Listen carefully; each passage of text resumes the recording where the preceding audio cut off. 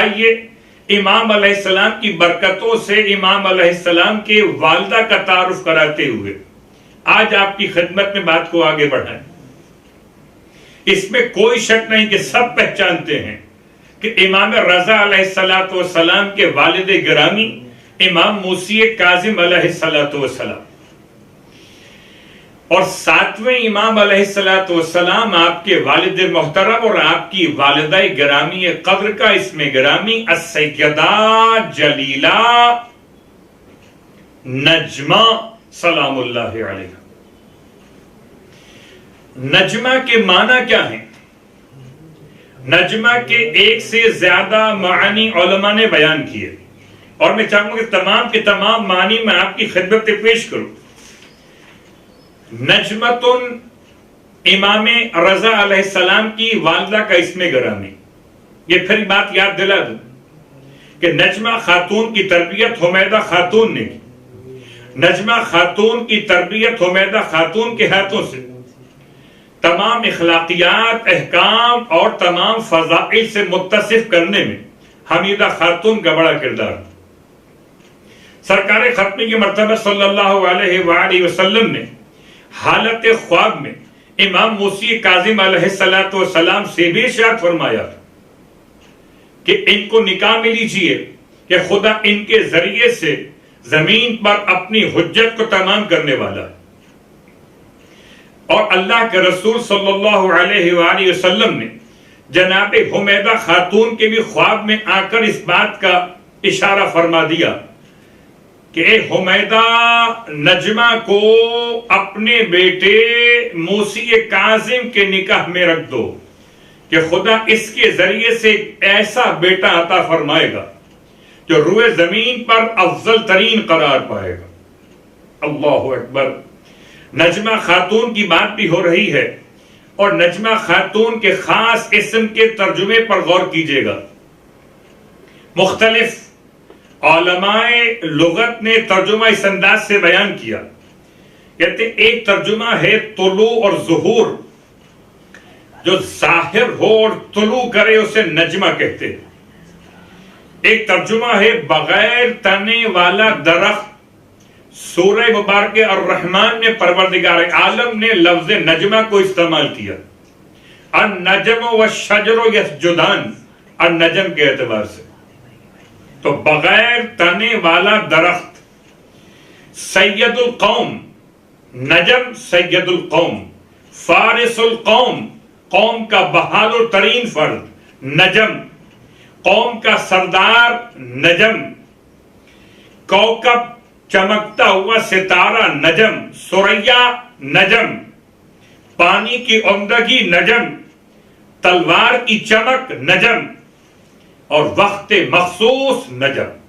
اور اس سے امام علیہ السلام کی والدہ کا اسم گرامی نجمہ خاتون، گرچہ آپ کے حوالے سے تاریخ نے اور نام بھی بیان کیے ہیں۔ ایک تکتم، یعنی امام رضا علیہ السلام کی والدہ کا ایک نام تکتم۔ یہ لفظ تکتم کا ترجمہ ہے کہ جو پوشیدہ کرنے والی ہو، راز چھپانے والی ہو۔ آپ کا ایک اور نام بھی تاریخ نے بیان کیا، وہ ہے اروا، گرچہ تاریخ میں اروا ایک شخصیت پہلے گزری۔ جناب عبد المطلب کی بیٹیوں میں سے ایک بیٹی کا نام تھا اروا۔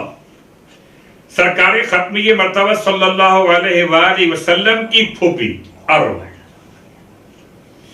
اسی انداز سے آپ کے اسم گرامی میں ایک اور تاریخ نے اشارہ کہ سمانتن، سمانہ یعنی پاکیزہ، سمانہ یعنی آزادی پسند، جس سے کسی کی قید قبول نہ ہو، سمانہ یعنی کہ جس کا دل طیب و طاہر ہو۔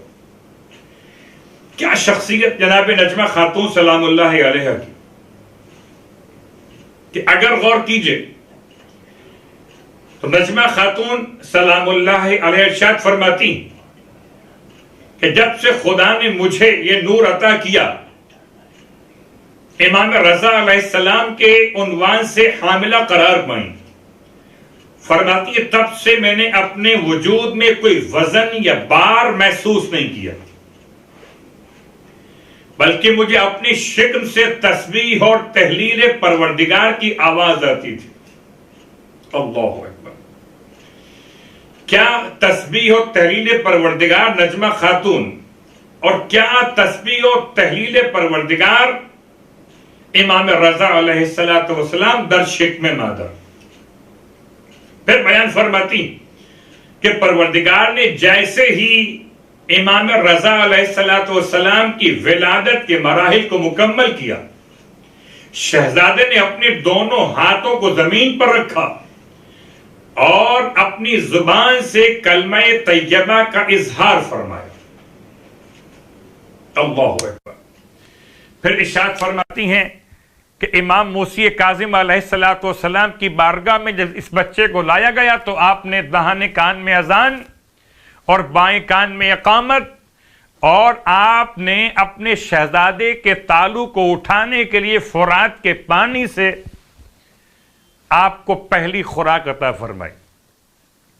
امام رضا علیہ السلام کی آمد اور جناب نجمہ خاتون کی منزلت، جیسے ہی امام رضا علیہ السلام کی آمد ہوئی، اس شہزادی کے لیے ایک نام کا اضافہ اور ہو گیا، اب آپ کو طاہرہ کے نام سے یاد کیا گیا۔ اللہ اکبر! جس کا بیٹا طیب و طاہر ہو اس کی ماں طاہرہ تو ہوگی۔ اور آپ کے القابات میں طاہرہ بھی استعمال ہوا اور کنیتوں میں ام البنین استعمال ہوا۔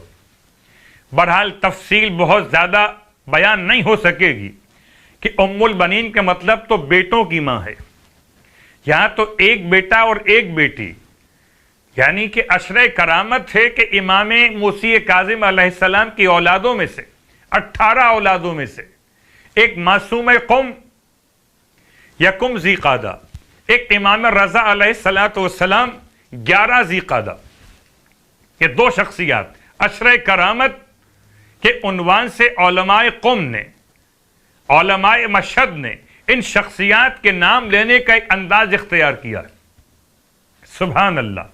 ذی قعدۃ الحرام کا متبرک مہینہ، اور اس میں امام رضا علیہ السلام کی آمد